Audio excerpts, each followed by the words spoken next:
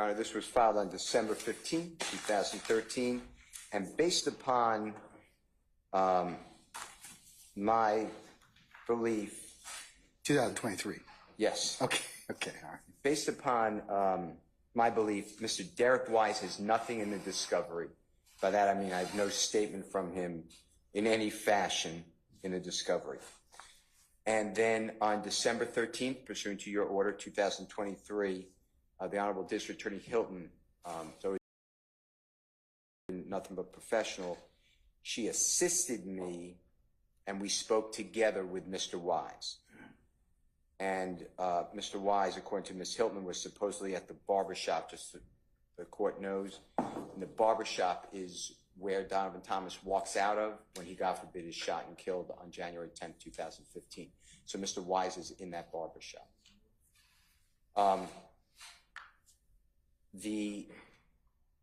Ms. Hilton told me that Mr. Wise spoke with a member of her office, and he was supposedly at the barbershop at the time. Ms. Hilton also told me that the state plans on calling Mr. Wise as a witness at trial. That was before the pared down witness list. So this may be moot if he's not on the 200-person witness list, but when I filed it, I was told he's going to be a witness.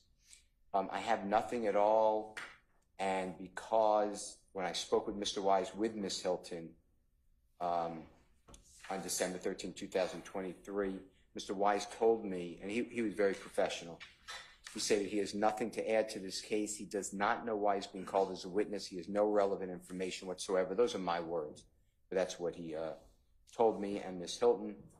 And if that statement is inconsistent with something that the state is calling him for, then I'd like to know what he said to this state's representative. That's the entirety of the motion. Your Honor, I can Okay. address that with the court's permission. Yes, ma'am. So there are no statements, there are no reports or statements of Mr. Wise. I spoke with Mr. Wise over the telephone after a member of our office obtained his phone number for me. He said that he was at work at the barbershop at, I believe it is 336 McDaniel Street, which would have been the one that Mr. Thomas was inside prior to going outside, where he was gunned down. That barbershop is listed on the map as A&M Barbershop. It is the one to the immediate right of the barbershop at 330 McDaniel Street, where Mr. Thomas failed after being gunned down. Mr. Wise indicated that he heard the gunfire. He ran outside after the shooting occurred, and he witnessed Mr. Thomas mumble some words and then take what Mr. Wise believed was Mr. Thomas's last breath. That is the extent of what he shared with me. I believe that he may have spoken of haircuts that other people were getting that Mr. Thomas was paying for. He did not recall to me, he did not relate to me seeing or being able to identify the shooters, but he did state that he heard the gunfire and that he ran outside and he observed Mr. Thomas after he was gunned down, and that he interacted, or at least he was inside the barbershop at the time prior to Mr. Thomas left the barbershop before he was gunned down. Okay, to the extent that that's or in addition to what Mr. Steele and Ms. Hilton know,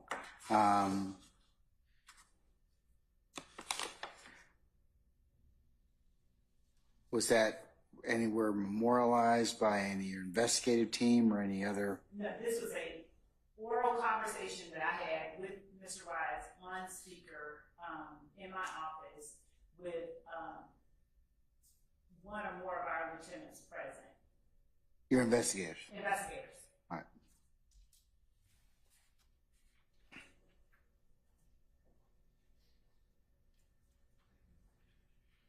to that extent, has that been reduced to writing, or has that been made known to Mr. Steele and any of the other councils?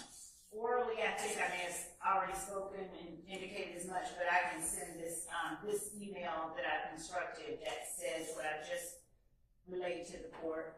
I can send that to them, but that's the extent of the information that I have to provide as it relates to Mr. Wise.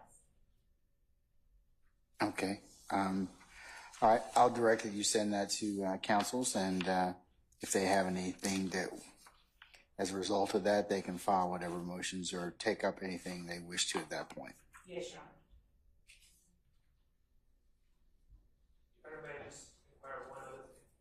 Yes. Thank you. Attorney Love, if you could also, when introduced, right, just explain how Mr. Wise came to everyone's attention. Because as Attorney Steele said, there's no mention, at least I know, in the discovery, so I'm just wondering how it fit in to this whole scenario. I can tell the court, I can put that on the record. I called the barber shop that is located at 336 McDaniel Street. I called the other barber shop, looking for who I believe was the owner of the barber shop. And I ended up speaking with Mr. Wise when I called, looking for another person who I thought was the owner. When was this? When did this conversation occur? When did it occur, madam? On or about? Maybe December or whenever it was, we provided his name on the witness list. I don't remember the exact date. If his name was on the witness list before December, then it may have been November. It was whenever it was that we, right before we put his name on the witness list. Okay. All right. This is kind of what I mean earlier about it's important to, I mean, I know that the witness has been disclosed, but any statements or anything that you know, would be appropriate to disclose, or at least that we had an interview with him. Here's, you can follow up with it. I did, Talk with and him. that's the reason we were providing him for them to talk to, but when he didn't want to speak with them, I believe we. Mr. Wise didn't want to talk to them? I think so, Your Honor. That's what Mr. Steele just said. If I'm not mistaken, I apologize to the court, but I believe Ms. Hilton facilitated a communication or conversation between Mr. Steele and Mr. Wise, and Mr. Wise didn't want to talk to him. Okay. All right. Anything else? All right. So Ms. Love's going to construct that email. And if you wish to file anything as a result of that, let me know and do so timely. Okay. Anything else? As pertains to Mr. Wise. All right. Let's move to the state's motion to bar self-serving and self-quoting hearsay. All right. Ms. Love, is that yours? Yes, Your Honor. Okay. All right. Motion, Your Honor, generally what we have been doing when there is an attempt to introduce self-serving hearsay is that we have been making objections as the instances arise. There were times during opening statements that we believe self-serving hearsay was introduced or was put before the jury.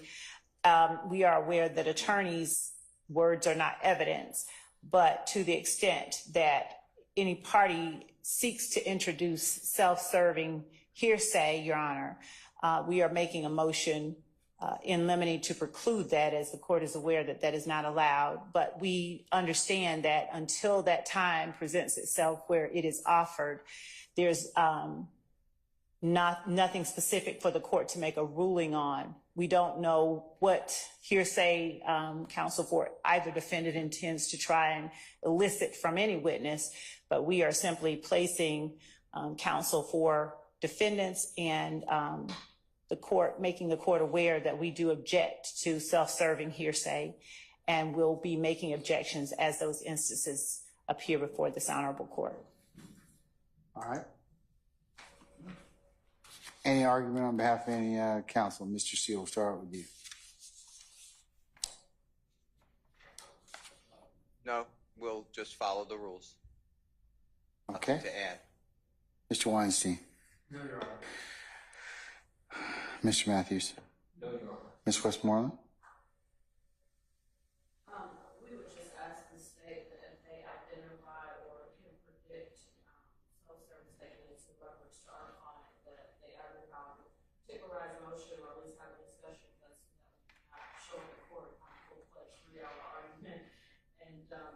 you're trying to avoid, Your Honor. And Your Honor, as we have been instructed by the court repeatedly, since we are not entitled, whatever it is that counsel may want to introduce prior to them making it known that they're wanting to introduce it, I cannot read their minds and predict what self-serving hearsay they may intend to try to introduce. We just object to any self-serving hearsay that they may try to introduce.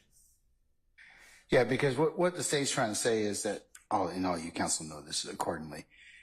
Until it's your case in chief, what you're stating or what you're trying to introduce would be considered to be objectionable. So to the extent that I hear it, I'll rule on it, but that's just what they're asking to preclude. Okay. And even in their case in chief, unless it's their client who's presenting it, we would object to them introducing words of their clients without the state having the ability to cross-examine them. And that is the whole reason for, of course, as the court is aware, that prohibition. Yes, ma'am. Thank you. Ms. T. Williams? Mr. Sharp? No, thank you, Your Honor. Okay. All right. To the extent that, like I said, you all know the rules, in terms of 24-8-801 D and D2, I will make appropriate rulings as are required, but I would just advise any litigant that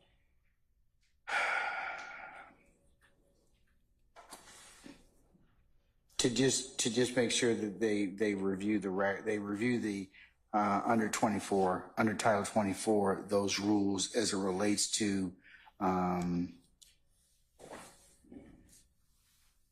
self-serving or self-quoting hearsay. So, all right.